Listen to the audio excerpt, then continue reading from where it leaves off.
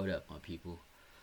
Today we'll be looking at Pirates versus TS Galaxy, and we'll just be like just going into the game straight away instead of like wasting time, So this is the first section of the game, and what we see here is a 4-2 build up from Pirates, and this is a structure they usually deploy when they're very deep when they're in their own half, and this is one of the structures, and we'll see how they progress in this shape and how they create the chance, the chances. So here you can see Murem, who is the left winger. He's playing in an inverted role. He's tugging in, to create this space. And from here, like what I would like to see in this when a midfielder tucks in, when a wide player tucks in and open up this space. That's when at the left back, which is Dion Hoto, should be attacking the space. He, in my opinion, he should be already in this position, like running, cause he can anticipate. He knows that when the left winger tucks in, and then he has the license to go. But Pirates choose to play a different way, which they eventually create a chance. This is like 5 minutes into the game, and this was the first chance, and the intentions were clear, from Pirates, that okay, this is what we want to do. We want to attack TS Galaxy and create chance. And this is the second action, which is a different build-up structure.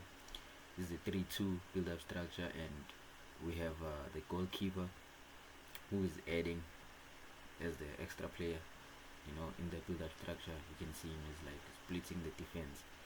That means splitting the two center backs. It's in the center, and this also provides a numerical advantage when you build up, because it's like a 3 against 1 pressing player. So they have like time on the ball. They have more players to play around. So yeah, this is one of the structures that is being deployed by Pirates a lot, and we'll see how they progress.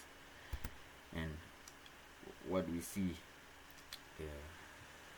the progression from the first phase, is that now they are able to create a box midfield. You can even check here. This is Sihlonduli, which is the defensive midfielder. We have Masindi Nemtenjela, who's the 8, and then we have Sibelebele and Makgopa, who likes dropping from the striking positions into the midfield, and he often he vacates the number 9 position. You'll often find him in the wide regions, also like coming into the midfield as well. So here he comes into the midfield to create this box midfield. And what I like about the box midfield is that when you create this box midfield, look at this, it's a 4, which is the 4 against 2. So it makes central progression easy, because you have 4 players against 2 players. And look at Makgopa, he's free. Even Sibelebele is free, because look at this player, he's not tightly marking him. This still has time to control the ball. So the box midfield the box shape is very dangerous, if you trying to progress central. And we'll see what Pirates do in this phase. You see what I mean? Look at Makgopa. Look at the space he has. Because if this defender were to come here closer to him, would create this space, and now this player would just have to play into this space here, because the defender would have been marking Makgopa tightly. But because now the defender can see that if he was to mark Makgopa tightly, the space will be open here, and this will allow Muremi to attack the space here. So he chooses to maintain his position, but him doing that, it allows Makgopa to receive in like this acres of space. He's alone, So the box midfield that's why I like the box midfield, because it it confuses the opposition, on whether to who to mark and who to like where to mark. And here, Pirates progress. Well, they don't take advantage, but at least they recycle the ball, which is I feel like they could have done better in the situation. But then let's continue. This is the next action. This is the penalty, and the penalty with me is like it's a 50-50 with me. If the referee didn't give the penalty, I could have understand it, but I also understand why he also gave the penalty. Because it is a push in the back. At least if it was a shoulder to shoulder, you'd understand, but it's a push in the back. If that was committed anywhere else in the field, that would have been a foul. But because with penalty, when it comes to penalties, it's a bit soft penalty. So for me, it is a soft penalty, but again, I understand why the referee gave it as a penalty, and I would have also understood if the referee didn't give it as a penalty because it looks soft. But anyway, man, yeah, they gave him the benefit of the doubt. And then Makgopa scored the penalty. And a well taken penalty for him. And Makgopa is like, I've watched like some of his penalties, and he's improved his penalty technique. And yeah, well done to Makgopa, man, for doing that. Now we have another action here, and it's a long ball from Tshegofatso. And then what we see is that when the diagonals are being played, that's when you have to be like anticipate the second ball. If you watch the the English Premier League, you'd know that the second ball is very important. So when Pirates play the long ball, they have to have players around to win the second ball. And obviously here they have one player, which I feel like is not enough. They need at least like two players around so that they can like win the second ball. But here you can see, it will show you why it's important to win the second ball. You see they win the second ball, and now they're able to attack, and a chance is created. From those second ball. That's a great chance for them. That's what I mean. When you play the diagonal balls, you need to have players around the ball who are anticipating the second ball. Because when you win the second ball, you win the ball closer to the attack. So it becomes easier for you to create chances. Yeah. And then we look at another action. And it's another long ball again. And then here you can see Pirates. It's another long ball, and then they win the flick on, and another chance is created. But here I feel like the chance was almost lost. But great play from Makgopa and Masindi. And it was a great chance, but it was almost. I feel like the momentum was almost lost, but they did well to recover. And then now come from another action here, which is a nice through ball from Metinjela. And then here, this is the problem we have with Makgopa, because look at where he is.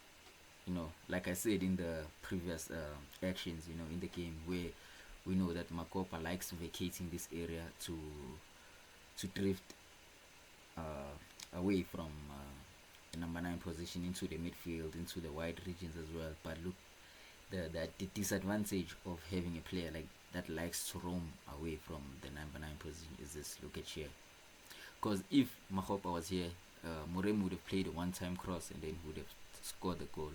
If this was Mabasa would have been here waiting for that goal, and that's the criticism that Makgopa faces a lot. And I feel I can sense that this will be a growing like criticism when it comes to Makgopa, is that him like vacating this area it's good. There's pros and cons to it, because the cons, I mean, like the advantages of him vacating is that he's able to create numerical advantages in like other positions in the field. But when it comes to the primary job, which is him scoring, he's nowhere to be found. Because look at this area. If this was Mabasa would have been here waiting for that cross. But because he's not there, Morim has to take a touch and try to recycle the ball, and the momentum is lost. The momentum is lost. But it's I think that's some of the things that he needs to improve on, Makgopa. And then now we have this is the second half, and we have Mbugazi has the ball here, and what I like in this action is that we have Mtengela here, who's now occupying the number 10 position, and Mufukeng, who is rotating with him. Mufukeng is now dropping into this area, a deeper region, and look what Mufukeng does when he is pulling away, like he's dropping like deeper, because Mufukeng is the one who's supposed to be here, but the rotation is what creates the space for Mtengela here, because Matuna here, maybe he was like tasked as being the main marker for Mufukeng, and now look at when he follows Mufukeng, the space is created for Mtengela here, and he will receive the ball without being marked, free, and in a dangerous zone. Like attacking through the center is my favorite, like when you attack through the center, it's more dangerous, and I like a team that attacks like through the center. Mtengela, receive the ball in a dangerous zone, and then Pirates try to recycle the ball, and then this pass here from Mufukeng, man, and then here was this Apolis. This should have been a one-time pass to Mtengela here, but I don't know what he tries. I think he tries to back kill the ball, but and then it's lost, but like that was a nice move, nice move from Pirates. And then we have another action here, Dion Hoto. It's Dion Hoto, man. Decision making sometimes, because there's no way you can score from here. Like there's no way, you should have just put the ball in this area here.